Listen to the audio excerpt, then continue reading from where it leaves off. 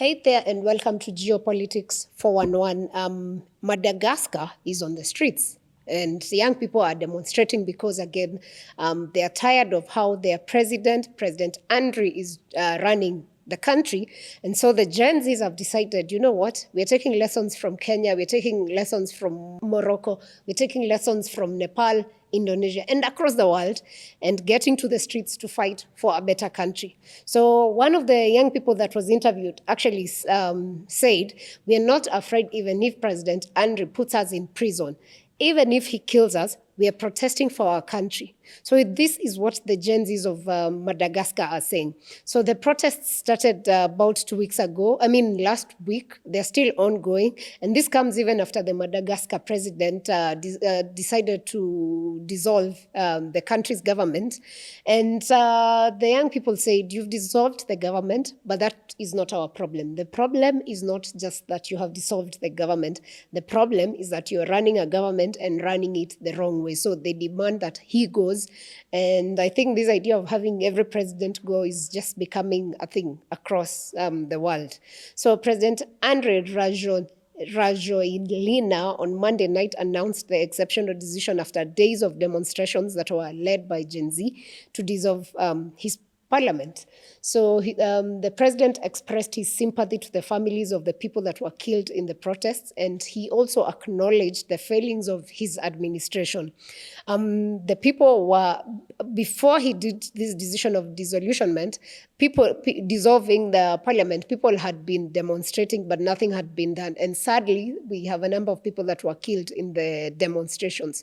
So that's why he was expressing sympathy. And it's sad that a president would come to say he's sorry and expressing sympathy, yet he's the one who has foreseen the killing of the young people, which is unfortunate.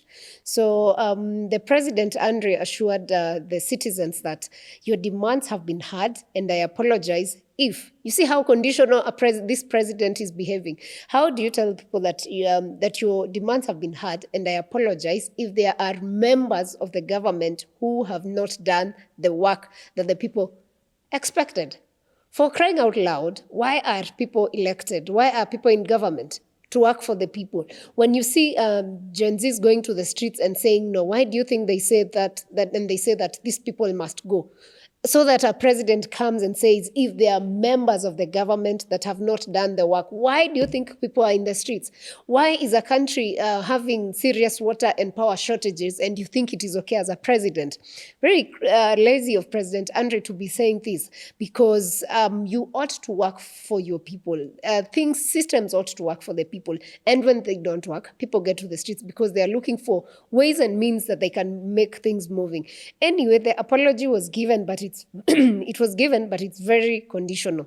So the government's dismissal was not enough to calm the anger of the protesters, and the main demands remains the same: the resignation of the head of state. So their call is that President Andry must go. And this is what people of Madagascar are saying. We've had enough. We're not going to take it anymore. He must go. So the government's dismissal, of course, for the president having dissolved his parliament and thinking it's going to sort the problems, it is not sorting. So some protesters actually have been captured saying, even if he fired the members of the government did nothing to us. He's the one at the head of the country, not the government. He should go and everything will be fine in the country. I think these people are taking lessons from Nepal, where they went to the streets and pushed the prime minister away, and somehow they have gotten a government in place, which of course everyone is watching to see how that goes and if they're able indeed to stabilize and move the country. So for Madagascar, it's the same. Small island demanding for better governance, and we wish them well in that. So one of the key things, or the main thing that took people to the streets besides these other issues, is the issue of water and power shortages. Can you imagine what it means for a country to get to the streets because there is a shortage of power and water? These are critical things for any country, even in terms of development, in terms of their daily lives. So demonstrators took to the streets against the recurrent water and power shortages, because now when you have this happening on a daily, it means you're technically you're doing nothing in terms of growth, in terms of development. Like, you're not having any development aspects going on. So the demonstrators took to the streets in cities across Madagascar, and their rallying call was, "We want to live, not survive." And this is not unique for Madagascar. I think it's a call that goes across African nations. Morocco is going through protests at the same time, and their call is the same. They want to live, they do not want to survive. And if you don't kill issues like corruption, if you don't sort health, if you don't sort education sectors, then this call will go on and on and on, because we have a bigger youth bulge across Africa as a continent. And most people feel at this young age, they are missing so much because of the corrupt deals that have been done by the governments that have been in place. So that's why the call is wanting to live and not survive, because most at the moment are surviving. So in response, the government, you see how I find it strange how African governments behave.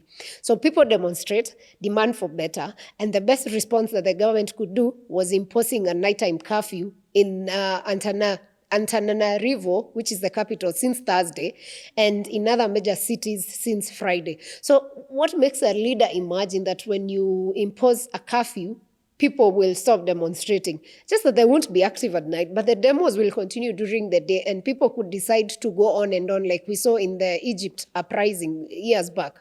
So the UN's human rights chief condemned the unnecessary force used by security forces that were to quell the unrest. And sadly, again, same case in Morocco, same case in Kenya, same in Nepal. We have had now for Madagascar, at least 22 people have been killed, simply because of demanding for better and wanting to live and not survive. Over 100 people have been injured, and some reports last week suggested that protesters had damaged, possibly setting fire some homes of some of the legislators, maybe two, which Gen Z movement alleges that these were paid goons, and they had looted various buildings in order to undermine their cause. You know, when I saw this story of having goons paid, it's very personal, because this is the same case that happened in Kenya. People went to the streets, and eventually what the government or the system did, they unleashed goons to the streets to rob and, maim and hurt people. And so with that, then the demos became unsafe, and so people went back. So this script is again being used in Madagascar, and it's a thing that says, clearly the old guards do not want to leave power, and they do not want to be held accountable. And because of that, they are looking for ways of criminalizing going to the streets. And the script is familiar across Africa. Yeah, do you see that? Maybe we need, as young people, we need to think better of how we can tackle this, so that now when goons infiltrate protests, people have a way out, or people find a better way of demanding for accountability and better for such demonstrations, because the goal is to have a functional country for whichever the nation. So these Gen Z protests are some of the largest that Madagascar has seen in years, and the most serious challenge that President Andry has faced since his re-election in 2023. Madagascar has been rocked by multiple, this is not the first one, they've had multiple uprisings since it gained its independence in 1960, including mass protests in the year 2009, that forced the former Prime Minister Mark Ravalomanana to step down, and so now the current Andry Rajoelina come to power.